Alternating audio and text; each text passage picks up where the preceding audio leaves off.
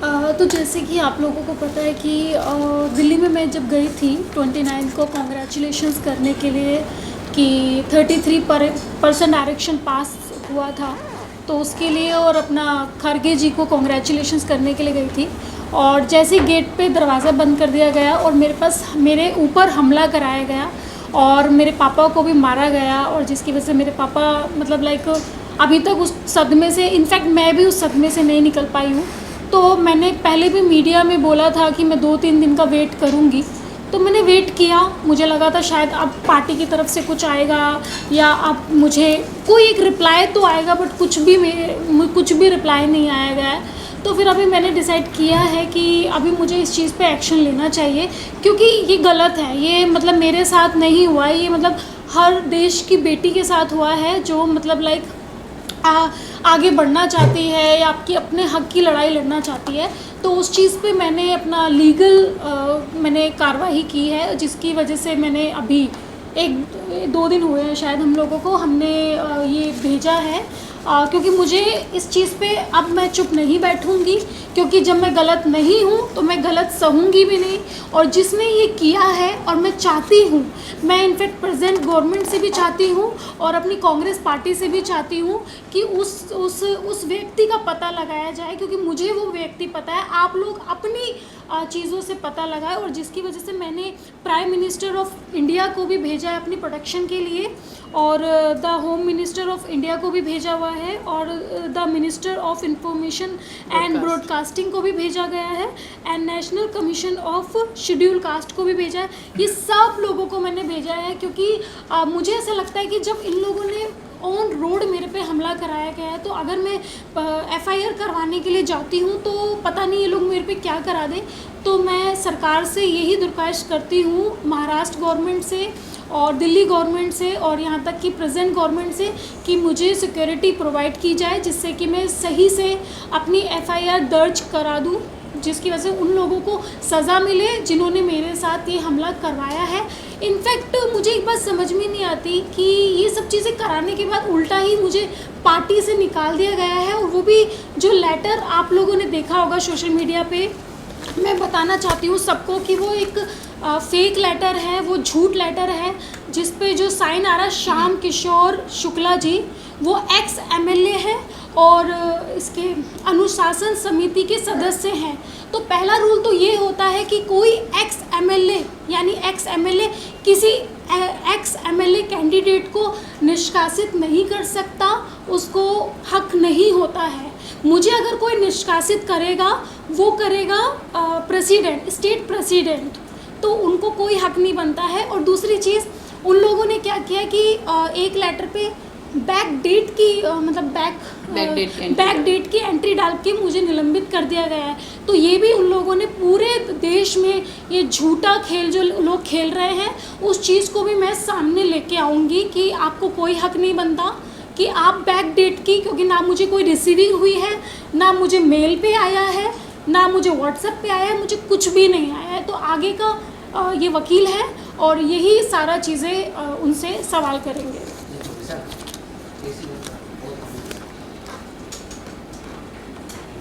AC बंद करिए, AC थोड़ा नहीं, एक्चुअली एसी नहीं है, वो मोटर का है।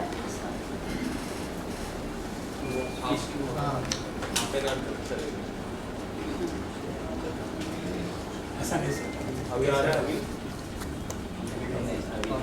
कम हो गया। रोलिंग है। अर्चना जी, क्या आपको प्रियंका गांधी जी की तरफ से या कांग्रेस के वरिष्ठ नेताओं से आपको क्या कॉल आया, और हमको ये पता चला है कि आपको प्रियंका गांधी ने ब्लॉक किया है आपका नंबर, क्या ये बात सच है? देखिए, मैं दीदी का मेरे पास पर्सनल नंबर था, मैं सच कहती हूँ, मैं ये नहीं बोलती कि वहाँ से मुझे ब्लॉक हुआ है। बट हाँ, जो नंबर मुझे मतलब जो मेरे पास था दीदी का नंबर, वो उस नंबर से मैं ब्लॉक हुई हूँ। बट मुझे डैम श्योर है कि ये दीदी ने नहीं किया है, ये संदीप सिंह ने किया है, क्योंकि मुझे ऐसा लगता है कि वो नंबर आप संदीप सिंह चला रहे हैं। और मैंने उनसे दरख्वास्त की थी कि दीदी प्लीज़ आप इस चीज़ पे एक्शन लीजिए, बट वहाँ से मुझे ब्लॉक हो गया। तो इस चीज़ का मुझे हर्ट हुई हूँ, मैं ऑफ कोर्स हर्ट हुई हूँ, बट मुझे ऐसा लगता है कि वो संदीप सिंह ने ही किया है। ओके अर्चना, सबसे पहले तो ये बताइए कि आपको जब पार्टी से निलंबित किया गया जी। उसके पहले आपको एक शो कॉज नोटिस जो है दिया गया था, 1 हफ्ते के अंदर आपको जाना था, आप नहीं गए। उसके अलावा आपको निलंबित करने का कारण बताया जा रहा है कि जब आप कैंपेनिंग कर रही थी इलेक्शंस के दौरान, उस दौरान आपने कई सारे व्हीकल्स का पेमेंट क्लियर नहीं किया। ये बात सच है? इस बारे में पहले बताया। पहली बात तो मैं ये बताना चाहती हूँ कि 1 हफ़्ता पहले नोटिस आता है, मेरे पास कोई नोटिस नहीं आया, ना मुझे मेल पे आया, ना मुझे व्हाट्सएप पे आया, ना मुझे किसी भी चीज़ पे नहीं, कोई भी नोटिस नहीं आया। और दूसरी चीज़, जो ये आप लेटर देख रहे हो, मैं पहले भी बता चुकी हूँ, ये बैक डेट का ही उन्होंने डाल के निलंबित कर दिया गया था, क्योंकि मेरे को पार्टी से हटाने का सिर्फ जो जिम्मा जिसे कहते हैं प्रदेश अध्यक्ष पे है, और उस टाइम पे प्रदेश अध्यक्ष कोई और थे, उनके मतलब उनके तहत ये लेटर पास नहीं हुआ है। दूसरा क्वेश्चन जो था कि मैंने जब इलेक्शन में लड़ा था, मैंने पैसे नहीं लिए थे, वो तो मैं अपनी लीगल टीम से बताऊंगी जब मेरी बैंक की पूरी स्टेटमेंट आएगी कि मेरे बैंक के पैसे किन किन लोगों ने खाए हैं। जो राजस्थान से कुछ लोग आए थे मेरे इलेक्शन में ही, उन लोगों को ही मैंने पैसे दे दिए, क्योंकि उन्होंने मुझे ये झूठ बोला था कि आप हमको पैसे दे दीजिए, हम आपका पूरा इलेक्शन मैनेज करते हैं। तो वो तो मेरी बैंक स्टेटमेंट ही तय करेगी कि मैंने किस किस को पैसे दिए। तो ये झूठा इल्ज़ाम लगाना आप किसी लड़की पे छोड़िए। और तीसरी चीज़, जो गाड़ी की पेमेंट के बोल रहे हैं कि गाड़ी का पेमेंट मैंने नहीं दिया है, आज भी गाड़ी की पूरी पेमेंट की रिसिप्ट मेरे पास है। और चुनाव में एक किताब लिखी जो कॉपी होती है जिसमें आपको सारे बिल्स भरने होते हैं, तो उसमें वो बिल भरे हुए हैं, तो मेरे पास सारे सबूत हैं, और उसके लिए मेरे जो वकील हैं वो ही उनको इसका जवाब देंगे। सोहेल जी, लीगल टर्म्स पे जो आपने अभी शिकायत की है पीएम नरेंद्र मोदी से लेकर के महाराष्ट्र के सीएम तक और पुलिस कमिश्नर तक, तो क्या लीगल टर्म्स में आपने सेक्शन के तहत आप करने वाले हो आगे? देखिए, हमने तो सबसे पहले अर्चना की तरफ से एक पुलिस कंप्लेंट डाली है दिल्ली पुलिस को। यह जो अर्चना ने आपको अभी दिखाया है पुलिस कंप्लेंट, जिसमें जो इंसिडेंट हुआ था इनके साथ 29/9 का जो इंसिडेंट था, हमने पूरा नरेट किया है। हमने honourable prime minister of India से लेके जितने भी दिल्ली के अधिकारी हैं, सबको हमने ये कंप्लेंट लिखी है, जो अर्चना की तरफ से लिखी है कंप्लेंट, क्या क्या हुआ है। क्योंकि उस दिन के बाद से अभी तक इनको कुछ इंसाफ नहीं मिला था, कुछ चीज़ें इनके साथ हुई नहीं थी, ये भी काफ़ी डिस्टर्ब चल रही थी जो इंसिडेंट इनके साथ हुआ था। तो उसके बाद जब ये हमारे पास आई और उन्होंने हमको बताया कि ये सब चीज़ें हुई है, तो हमने एज इट इज़ जो स्टोरी थी, इनकी पूरी स्टोरी नरेट करके हमने यूनियन ऑफ इंडिया के जितने भी है, पुलिस कमिश्नर ऑफ दिल्ली से लेके प्राइम मिनिस्टर ऑफ इंडिया से लेके सबको हमने ये एक कंप्लेंट लिखा है और जो उन्होंने डिस्पैच किया है। क्योंकि ये इंसिडेंट दिल्ली में हुआ था, तो इसीलिए हमने ये पूरा दिल्ली पुलिस को लिखा हुआ है। इंसिडेंट के हिसाब से एक एक चीज़ जो हुई है इनके साथ, जो उन्होंने कहा है, हमने पूरा ये दिल्ली पुलिस को लिखा के एक एक चीज़, इनकी जो चीज़ है, जो सच्चाई है, जो इनके साथ हुआ है, और होने के बाद जो आरोपी है उन पर एक्शन नहीं हुआ है, हमने पूरा ये लिखा था। अब ये लिखने के बाद इसको हो गया है 2 दिन, हमने 9 अक्टूबर को लिखा है सबको, सब जितने भी जो अथॉरिटीज़ है, गवर्नमेंट अथॉरिटीज़, पुलिस अथॉरिटीज़ को लिखा है। उसके बाद बट एक जो सबसे इम्पोर्टेंट जो सवाल आता है कि अर्चना जो आज बॉम्बे में है, उनको यहाँ पे भी काफ़ी थ्रेट्स आ रहे हैं, चीज़ें इनको हो रही हैं कि कंप्लेंट नहीं कर रहे हैं, जो भी इनको आ रहे हैं, ये यहाँ से दिल्ली तक अपना स्टेटमेंट रिकॉर्ड करने जाएंगी कैसे, 1। एंड सेकेंड थिंग है कि ये स्टेटमेंट रिकॉर्ड करने के बाद एफआईआर कैसे कराएंगी, क्योंकि यहाँ से वहाँ तक का जाने का इनको लगता है कि इनको थ्रेट टू लाइफ है। तो इसलिए हमने ये आज एक कंप्लेंट आप देखेंगे, आज हमने जो प्रॉपर लीगल हमारे पूरे गवर्नमेंट को, महाराष्ट्र के सीएम से लेके ऑनरेबल पीएम तक लिखा है, और मुंबई पुलिस कमिश्नर को भी हमने ये लिखा है कंप्लेंट कि हमारी जो क्लाइंट है अर्चना, उनको ट्रैवल करना है दिल्ली, तो आप प्लीज़ हमें पुलिस प्रोटेक्शन दें, जिसको बोलते हैं ट्रांजिट प्रोटेक्शन। हमने इनका ट्रांजिट प्रोटेक्शन मांगा है कि ये यहाँ से जब तक दिल्ली लैंड नहीं होते हैं, और दिल्ली लैंड होने के बाद जब तक इनका स्टेटमेंट रिकॉर्ड नहीं होता है, इनको पूरी पुलिस प्रोटेक्शन देना चाहिए। क्योंकि ये कोई आम कंप्लेंट नहीं है, ये बहुत ही बड़ी चीज़ है जो उन्होंने सब स्टेटमेंट में दिया है। तो ये चीज़ के लिए इनको हमने फुल प्रोटेक्शन मांगा है, जिनके लिए आज ये यहाँ पे भी बैठी हैं, क्योंकि हमने ये सबसे, आप देखेंगे, सबसे हमने प्रोटेक्शन मांगा है कि आप इनको प्रोटेक्शन दिए, और ये एज पर लॉ के लिए जो कार्रवाई होना चाहिए एज पर लॉ, ये जाए वहाँ पे दिल्ली में अपना स्टेटमेंट रिकॉर्ड करे, और रिकॉर्ड करने के बाद जो पुलिस जैसे एज पर लॉ अपनी जो कार्रवाई करे वो करे। तो हमको सबसे इंपॉर्टेंट है इनकी प्रोटेक्शन, जो हमने आज मांगी है ये लेटर के। और आपने मुंबई पुलिस से क्या अपने दरखास्त की है? हमने मुंबई पुलिस से लेके कमिश्नर ऑफ पुलिस जिसको पावर है, और चीफ मिनिस्टर ऑफ महाराष्ट्र को भी हमने लिखा है इसके अंदर कि हमारे जो क्लाइंट है उन्होंने एक कंप्लेंट किया है दिल्ली पुलिस के आगे, दिल्ली पुलिस में कंप्लेंट किया है अगेंस्ट जो इंसिडेंट हुआ है। तो हमने स्पेशल रिक्वेस्ट किया है कि इन्हें सिक्योरिटी प्रोवाइड की जाए यहाँ से लेके दिल्ली जाने तक की, ये स्पेशल हमारा है। अर्चना, मैं आपसे जानना जी। चाहूँगी, 33% रिजर्वेशन महिलाओं को मिलता है।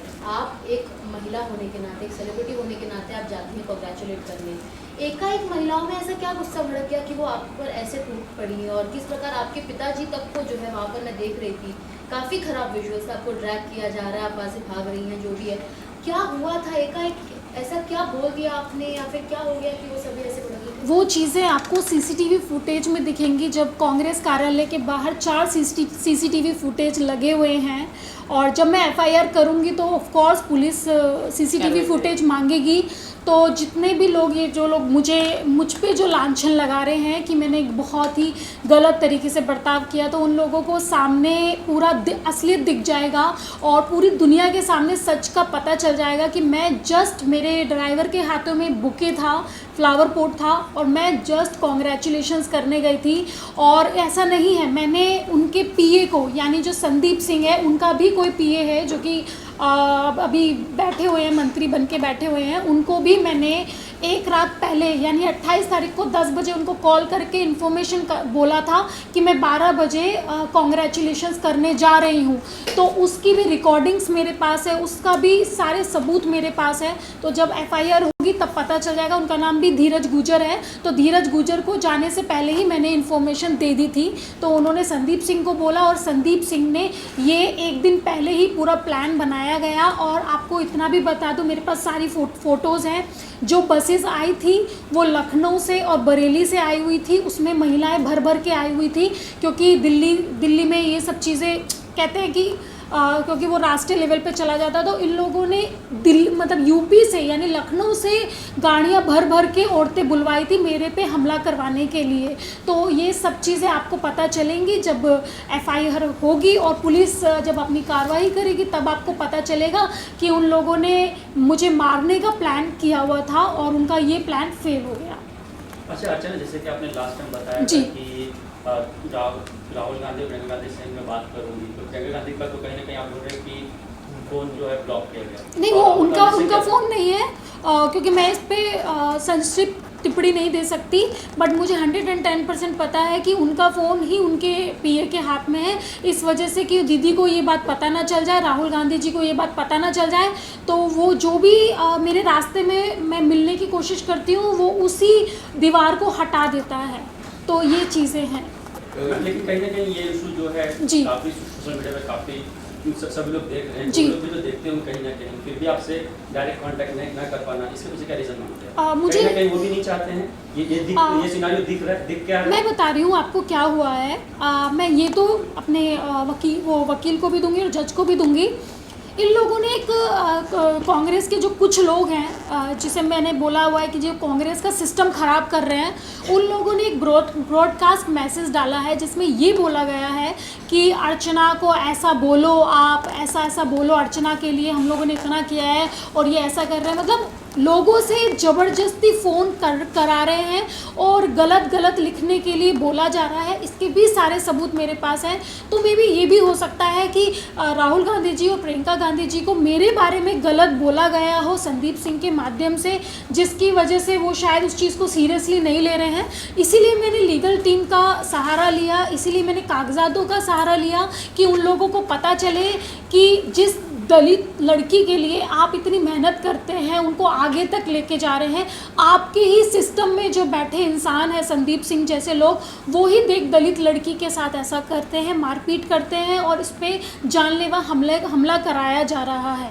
तो वो सब सारी सच्चाई उनके सामने आनी चाहिए, मैं यही बोलना चाहती हूँ। इसीलिए मैंने अब एक वकील का सहारा लिया है, मैंने कागज़ का सहारा लिया है, क्योंकि बाबा साहब अम्बेडकर ने एक बात बोली थी, संविधान। तो संविधान में सारे कानून बनाए गए हैं। तो मैंने आज उन बाबा साहब के कानून का सहारा लिया है। अब मुझे ये देखना है कि मुझे इस पे इंसाफ मिलेगा या नहीं। मुझे सिर्फ इतना बोलना है कि आज मैं ज़िंदा हूँ, आज मैं अपने लिए लड़ रही हूँ। कल को अगर मैं मर जाती तो सब लोग अपनी अपनी राजनीति करने सड़क पे उतर जाते कि एक दलित लड़की की हत्या की गई है ऑन रोड पे, और सब लोग अपनी राजनीति करते, चाहे वो कोई सी भी पार्टी से हो। तो मैं बस उन नेताओं से, उन बड़े बड़े नेताओं से सिर्फ ये पूछना चाहती हूँ कि आज मैं जिंदा हूँ, ये मेरी माता रानी शायद मेरे साथ है, ये मेरे माता पिता मेरे साथ है, जो मैं आज ज़िंदा हूँ। अगर आज ही मैं मर जाती तो आप सब लोग राजनीति पे उतर जाते। तो आज सारे बड़े नेता क्यों चुप बैठे हैं, क्यों नहीं बात कर रहे? मैं खरगे जी से भी बोलना चाहती हूँ, क्या आपको नहीं दिखता है कि मेरे साथ गलत हुआ है? खरगे जी, राहुल गांधी जी, क्या आपको नहीं दिखता है? आप इस चीज़ का पता तो लगाइए, आप किसी की बातों में क्यों आते हैं?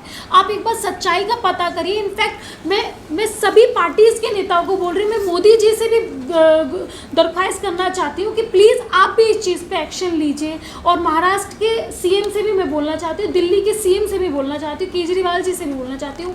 तो आज बस मुझे ये देखना है कि एक जिंदा लड़की जिस पे ये सब चीज़ें हुई हैं उसको इंसाफ मिलता है या नहीं।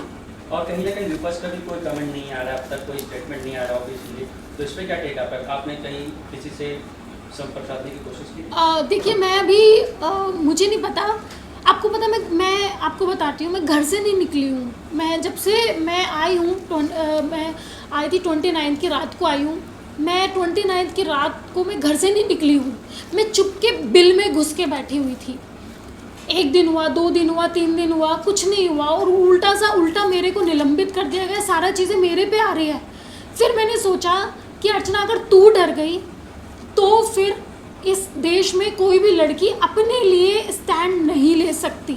और उसके बाद से फिर मैंने डिसाइड किया, और फिर मैंने अपने एडवोकेट जो अपना सोहेल जी हैं, इनसे कांटेक्ट किया। और चांदनी जी हमेशा मुझे बोलती रही हैं, अर्चना तुम्हें चुप नहीं बैठना है, तुम्हें इसके खिलाफ कुछ ना कुछ कार्रवाई करनी है, अदरवाइज़ तुम्हारी तरह बाकी लड़कियां भी फिर तुम्हारी जैसी रह जाएंगी। फिर मैंने माइंडसेट किया, अब कुछ भी होगा मैं ये लड़ाई लड़ूंगी और आगे सबको प्रूव करूंगी कि मैं सही हूँ और ये सब लोग गलत हैं। और आपको इस चीज़ का पता सीसीटीवी फुटेज में दिख जाएगा। इस वक्त आप जो है चांदनी जी, कितना डिफिकल्ट था अर्चना गौतम को उनके ये पूरा जो हादसा हुआ उसके बाद से उनको एक सपोर्ट करना, उनको मेंटली स्ट्रॉन्ग करना, कितना डिफिकल्ट था आपके लिए बीइंग अ फैमिली फ्रेंड और एक दोस्त के नाते? जैसे कि मैंने आप लोगों को पहले भी बताया था, 29 को जब मेरी अर्चना से फ़ोन पे बात हुई थी तो बहुत ही ज़्यादा वो घबराई हुई थी, और किसी न किसी तरह से वो मुंबई पहुंची, जैसे कि मैंने पहले भी प्रेस वालों को बताया था।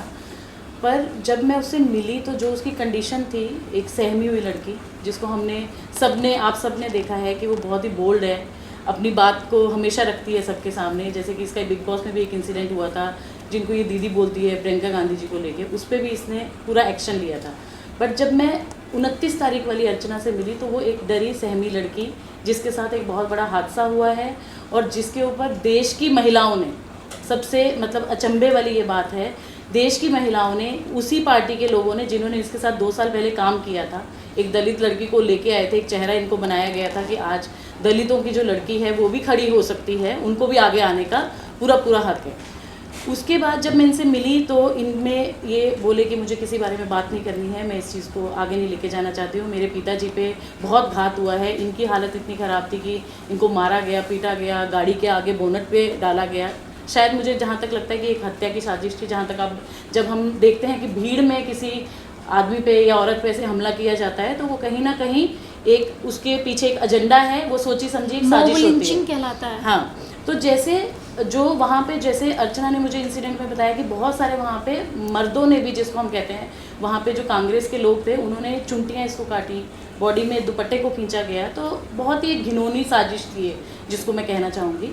और उसके बाद कुछ 2 दिन के बाद मेरी इनके पिताजी से बात हुई, उनकी सेम कंडीशन थी जो मैंने आपको अर्चना का बताया, वो भी वैसे ही थोड़े सहमे हुए थे। बट क्योंकि एक पिता जो है वो अपनी बेटी के लिए लड़ने के लिए हमेशा तैयार रहता है, जो आप सबने वीडियोज़ में भी देखा, तो उन्होंने मुझे बताया कि लोगों का ये कहना है कि मैं वहाँ उठा, इसको बचा रहा था, बट कुछ 5 मिनट के लिए, ये मैं आप सबको बताना चाहूँगी, जब उन पे अटैक हुआ तो वो 5 मिनट के लिए कहीं ना कहीं वो अपने ब्रेथलेस हो चुके थे, जब वो ज़मीन का उनका एक वीडियो वायरल हुआ है।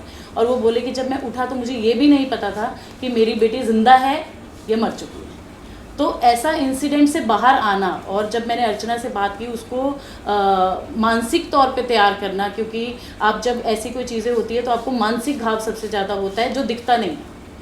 शारीरिक घाव आपको दिख जाते हैं पर मानसिक घाव आपको कभी नहीं दिखते हैं। तो ये हमने डिसाइड किया, और मैंने भी और मेरी फैमिली ने भी, कि हम अर्चना को सपोर्ट करेंगे। और मैं पहले दिन से, जब 29 को मेरे सामने ये बात आई थी, मैंने भी डिसाइड किया कि एक औरत को एक औरत के काम आना पड़ेगा, हम लोग को आवाज़ उठानी पड़ेगी इस इंसिडेंट के ऊपर, क्योंकि आज अर्चना है जिसका नाम है, आप सब उसके नाम पे बात भी करते हैं। हम जैसे देख रहे हैं कि देश दुनिया में अभी ये पूरा जगह पे ये बात हो चुकी है। बट अगर यही उस कार्यालय के सामने शायद एक आम महिला होती या एक आम कार्यकर्ता होती, उसके साथ अगर ऐसा व्यवहार होता तो वो किसके पास जाती। तो ऐसे कुछ जो इंसिडेंट हमारे देश में होते हैं, उसके लिए वो सब समझा के हमने बातचीत की आपस में। इसने भी अपना पूरा पावर को इकट्ठा किया दोबारा कि ठीक है, आप सब बोलते हैं, आप सब मुझे साथ दीजिए और मैं ये लड़ाई लड़ूंगी। तो हमने पहली प्रेस कॉन्फ्रेंस की जिसमें हम सब ने आपसे बात की। बट उस प्रेस कॉन्फ्रेंस तक उसका कहीं ना कहीं माइंडसेट ये था कि कांग्रेस में क्योंकि एक महिला है प्रियंका गांधी, तो वो मेरी बात सुनेंगे, राहुल गांधी मेरी बात सुनेंगे, ये उसका आधार था उस प्रेस कॉन्फ्रेंस का। बट जब हमने 2 दिन तक लिटरली हमने वेट किया तो वो चीज़ नहीं आई, कहीं ना कहीं वहाँ से कोई जवाब नहीं आया। और जो निलंबन का आया वो आप सब ने देखा, सब नेशनल मीडिया पे वो था, और एक वो फेक लेटर और था, डिलीट भी करवाया गया। हाँ। तो कुछ ऐसे, और जो मैं ये भी कहना चाहूँगी, ये कहीं ना कहीं ये बात हमारी रह गई थी उस समय भी प्रेस कॉन्फ्रेंस में। अर्चना के साथ साथ जो दिल्ली में मीडिया की जो महिला कर्मचारी थी, उस पर भी आप देखिए, उस वीडियो में आप देखिए, बहुत सी लड़कियां जो माइक लेके वहाँ थी उनको भी पुश किया गया। और उन्होंने जो इंडिया न्यूज़ पे जो पहली खबर ये आई थी, उस लिंक को डिलीट करवाया गया with in a few seconds. तो वो उन्हीं महिलाओं ने, और वो जिस लड़की को पुश किया गया था उसके हाथ में माइक था इंडिया न्यूज़ का, ये मैंने खुद वीडियो में देखा है। और उसी लड़की को जोर से धक्का दिया गया था अर्चना के बाद। बहुत सारी वहाँ पे और भी थी, क्योंकि हम देखते हैं 10 जनपद 12 जनपद के आसपास हमेशा से, खुद मैं दिल्ली से हूँ, तो वहाँ पे बहुत सारी पुलिस वैन्स होती हैं। तो उन्होंने वो कैप्चर किया पूरा, और वो एक के बाद एक सारे न्यूज़ चैनल से उनको डिलीट करवाया गया। जो पहला न्यूज़ चैनल था वो इंडिया न्यूज़ था, और हमने उस पर देखा भी कि अब वो अवेलेबल नहीं है, वो लिंक भी मेरे पास वो लिंक भी इनके पास है जो हमने मीडिया में दिखाया था। तो ये सब जब चीज़ें हुई, उसके बाद हमने दोनों ने डिसाइड किया कि हम लॉयर को मिलेंगे।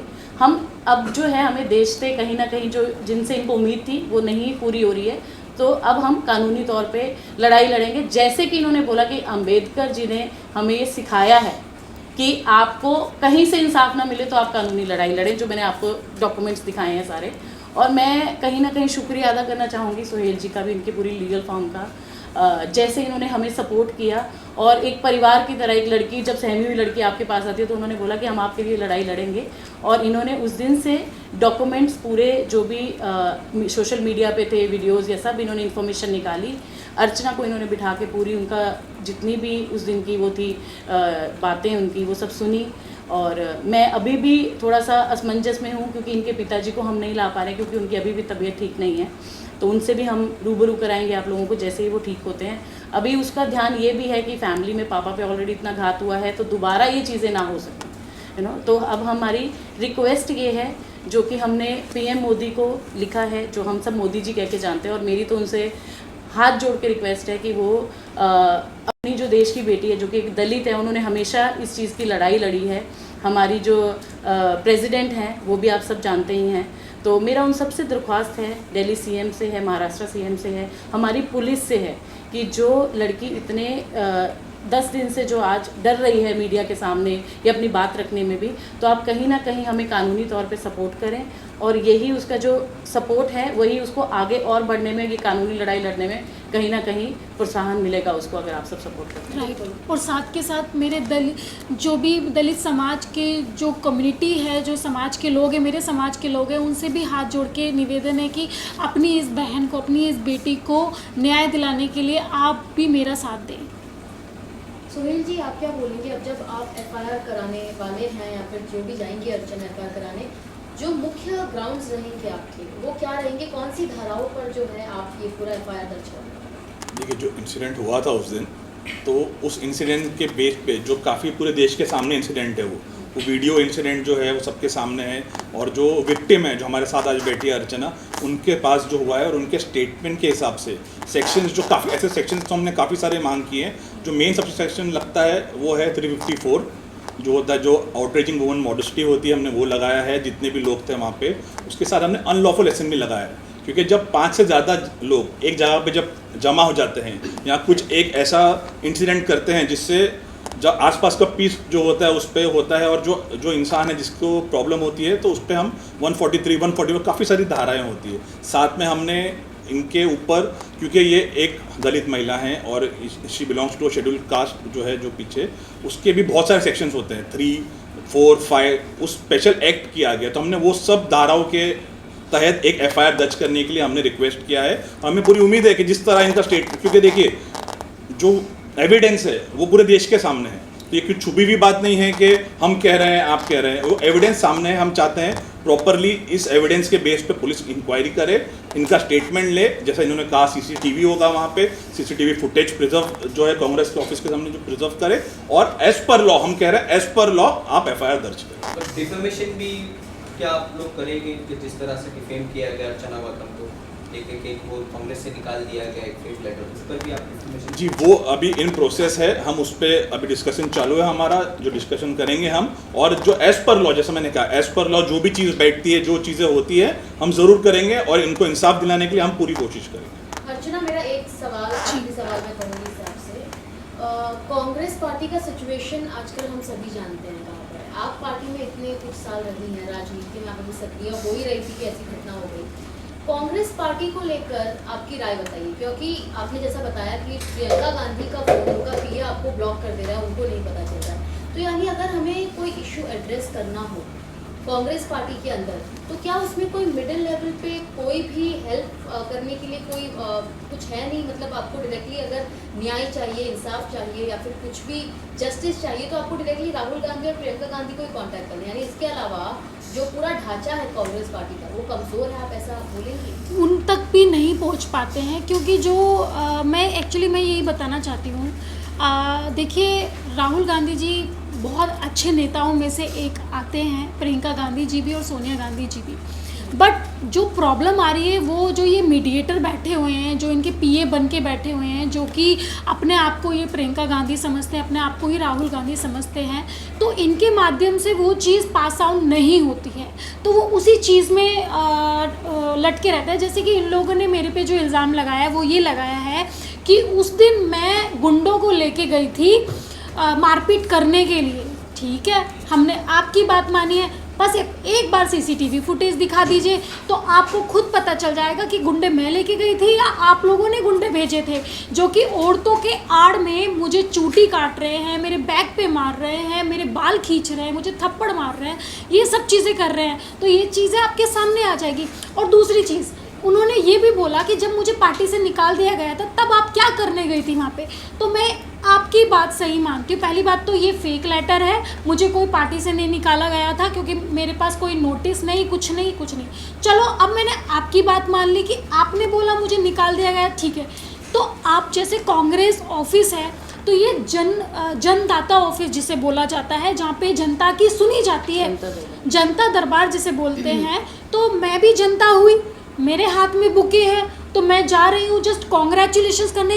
एक नॉर्मली जनता के साथ आप ऐसा करेंगे? अगर कोई गरीब से या कोई दलित से या कोई किसी भी समाज से अगर कोई आपको कॉन्ग्रेचुलेशंस करने आता है, तो क्या आप अपने ऑफिस के बाहर गुंडों को भेजेंगे मरवाने के लिए? ये कहाँ का जनता दरबार है? तो मैं यही बोलना चाहती हूँ कि खड़गे जी को, कि इस चीज़ पे खड़गे जी आपको सख्त से सख्त कार्रवाई करनी चाहिए और सच्चाई का पता लगाना चाहिए। इनफैक्ट मैं राहुल गांधी जी को भी मैं बोलना चाहती हूँ और प्रेजेंट गवर्नमेंट को भी मैं बोलना चाहती हूँ, इस चीज़ की जानकारी आप लगाइए, ये आपका काम है। मेरा जो काम था मैंने वो अपना काम कर दिया। अभी मैं हर किसी से लड़ नहीं सकती हूँ, जितनी मेरे में कैपेसिटी है मैं उतना कर रही हूँ। अर्चना जी, क्या आप अभी बॉलीवुड करियर पे अपने फोकस करोगी या अगर कोई पॉलिटिकल पार्टी आप दूसरी ज्वाइन करोगी? देखिए, इस चीज़ का मैंने अभी कुछ चीज़ें नहीं सोची है, क्योंकि मेरी लाइफ में अभी इतनी सारी चीज़ें हो रही हैं।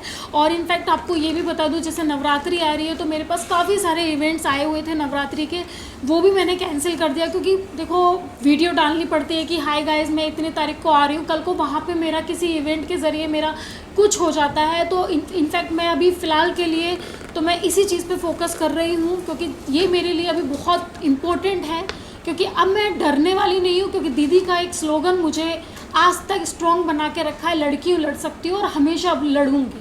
अर्चना जी, आप एक लाखों हजारों महिला की आप आवाज़ बन के आप उभर रही हो कि जो अपने पे हुई जो बर्बरता को सहन नहीं करेंगे, तो ये सब आपको एक जो आपकी अभी आपकी एक अलग लीगल लड़ाई आप लड़ रही हो, तो आपको किधर से आप इंस्पिरेशन आपको मिला कि ये सभी आपको अपने हक के लिए लड़ना है? मुझे जो इंस्पिरेशन मिला है उन औरतों से मिला है जिनका मर्डर हो जाता है, रेप हो जाता है, वो अपनी आवाज़ नहीं उठाती है और एक पेपर में छप के रह जाती है और उनकी आवाज़ कोई उठाने वाला होता नहीं है। आज अगर भगवान ने मुझे ज़िंदा रखा है तो यही सोच के रखा है कि शायद मैं उन महिलाओं के लिए एक इंस्पिरेशन बनूं और उन लोगों की आवाज़ उठाऊं। और आज जब तक ज़िंदा हूं तब तक मैं आवाज़ उठाऊंगी, और गलत को गलत बोलने में कोई गलती नहीं होती है और वही चीज़ मैं करूंगी। तो मुझे उन महिलाओं से इंस्पिरेशन मिला है जिनका रेप हो जाता है, जिनका मर्डर हो जाता है और कोई बोलने वाला नहीं रहता, उन महिलाओं से इंस्पिरेशन मिला। अच्छा, जब जो आप बिग बॉस जीत के आई थी, मेरठ में काफ़ी आपको सपोर्ट, काफ़ी प्यार मिला था, काफ़ी बैनरबाजी भी हुई थी, तो इस तरह से आपके साथ हादसा हुआ दिल में, क्या इसको लेकर मेरठ के जो आपको सपोर्ट करते हैं उसके द्वारा और मेरठ के सरकार द्वारा कोई अपील आई या कोई सपोर्ट हुआ? देखो, मुझे सच बताऊं, जनता जो कि मेरे लिए बहुत, मतलब मेरे लिए भगवान का दर्जा मैंने जनता को दिया है। और जिस तरह से मेरी वीडियोस आ रही थी, आप सारे कमेंट्स देखिए मेरे फेवर में हैं और जनता ने मुझे सपोर्ट किया है, क्योंकि आजकल की जो जनता है वो पागल नहीं है। सोशल मीडिया पे सब कुछ दिख जाता है, सच का सच, पानी का पानी पता चल जाता है। तो जनता ने मुझे बहुत सपोर्ट किया है, बहुत सहयोग दिया है। तो मैं यही चीज़ें मैं जनता पे छोड़ती हूँ कि मुझे जनता ही इंसाफ दिलाएगी, मुझे उन पर भरोसा है। क्या महाराष्ट्र कांग्रेस से कोई सपोर्ट मिला? मैंने वही पहले भी बोल चुकी है कि उसी चीज़ के लिए मैंने ये दिया है, और इसीलिए मुझे इतना लेट हुआ है, क्योंकि मैंने 2-3 दिन का टाइम भी दिया था कि कुछ मुझे वहाँ से कोई कॉल आए या कोई मैसेज आए, बट कहीं से कुछ भी नहीं आया। तो मैंने ये लीगल एक्शन लेने का निर्णय किया है। Thank you. कि मैं 12 तारीख को दिल्ली जा रही हूँ। आप सपोर्ट 12 तारीख को जाएंगे, कुछ हुआ तो फिर जिम्मेदार है ना, कौन लेगा? इसमें 9 को हमने दे दिया, 9 को 12 को मेरा लीगली मैं जाऊँगी, ठीक है, और 12 से जाना चाहूँगी, और दिल्ली में 9 तारीख को कंफर्म किया, आज ये लेटर डाला, 12 तारीख को मैं जा रहा हूँ।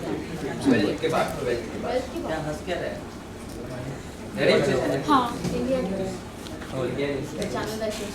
ट्वीट किया मैंने, बताया ना आपको link. She wanted an exclusive for India. India News only. Our Oh, anchor you're was from standing India besides you. 12 तारीख को रोल जी। अर्चना जी, आप अभी कब जाने वाले हो सर? देखिए, मैंने जो कंप्लेंट की है वो 9th को की है, और 10th को महाराष्ट्र गवर्नमेंट को दिया था, और उसके अलावा मैं 12 तारीख को मॉर्निंग को ट्रैवल कर रही हूँ FIR कराने के लिए। तो मैं प्रेजेंट गवर्नमेंट से जो हमारे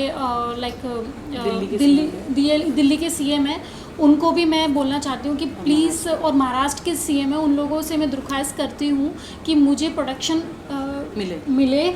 और क्योंकि मेरी सच में जान को बहुत ज़्यादा प्रॉब्लम हो सकती है, क्योंकि कोई भी नहीं चाहेगा कि मैं उनके खिलाफ़ FIR दूं, तो वो लोग रोकने के लिए बहुत सारी चीज़ें कर सकते हैं। तो प्लीज़ मुझे प्रोटेक्शन प्रोवाइड किया जाए, जिससे कि मैं सही सलामत अपना घर वापस आ सकूं FIR करा के। तो मुझे दिल्ली एयरपोर्ट पे सिक्योरिटी चाहिए, और यहाँ से मुंबई तक जाने की भी मुझे सिक्योरिटी चाहिए। तो प्लीज़ आप लोग मुझे सिक्योरिटी प्रोवाइड करें प्लीज़। इसमें मैं थोड़ा सा 1-2 पॉइंट्स आप लोग को बताना चाहूँगी। जैसे कि उन्होंने बोला है महाराष्ट्र गवर्नमेंट से उन्होंने जो रिक्वेस्ट की है, तो जब वो घर से निकल रही हैं, ऑब्वियसली आप सब ने अभी जैसे पूछा कि इतने दिन से आपने इस बारे में बात नहीं की, ये लीगल थोड़ा सा जब आप कार्रवाई करते हैं, इसकी हैंड रिसीविंग हुई है, ये आप ज़रूर इस पे वो गौर डालिए। हाँ। और उसके बाद ये बाया ईमेल भी सब ऑफिसेज में जितने भी हैं, CM PM दिल्ली में भी और यहाँ महाराष्ट्र में भी सबको रिसीव हो चुका है।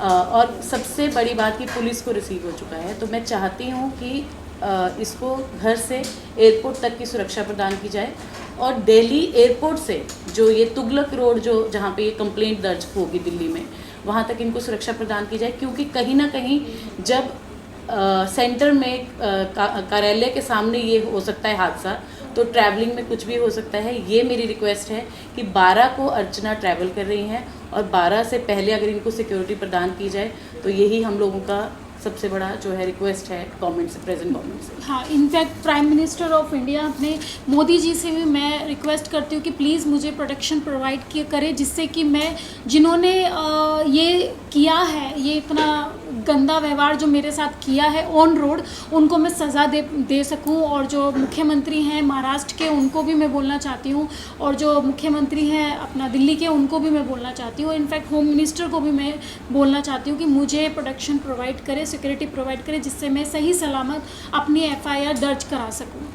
इसको कहते हैं ट्रांजिट प्रोटेक्शन, जो यहाँ से वहाँ तक जाने तक का प्रोटेक्शन। तो ये चीफ मिनिस्टर जो महाराष्ट्र के, वो यहाँ से दिल्ली जाने तक का प्रोटेक्शन होता है, और दिल्ली से भी CM ऑफ दिल्ली है, वो उनको प्रोटेक्शन करेंगे। तो इस पूरे टर्म को कहते हैं ट्रांजिट प्रोटेक्शन। तो ये जो हमने इसमें मांग की है। और इसके बीच में अगर मुझे कुछ होता है तो गवर्नमेंट जिम्मेदार है इस चीज़ की। इसीलिए मैंने आपको ये प्रेस कॉन्फ्रेंस किया है कि कल को अगर कुछ होता है, क्योंकि और भी चीज़ें मेरे साथ हो रही है जो कि मैं अभी मीडिया के माध्यम से नहीं बता सकती, सेफ़ नहीं है। बस मैं यही बता सकती हूँ कि आप लोगों की जिम्मेदारी है ये, क्योंकि मैं भी देश की बेटी हूँ। गवर्नमेंट जिम्मेदार होगी, कांग्रेस जिम्मेदार जिनको सबको गया है ऑफिस, क्योंकि आपने एड्रेस ही उन सबको किया है कि we want protection. Thank you. Thank you.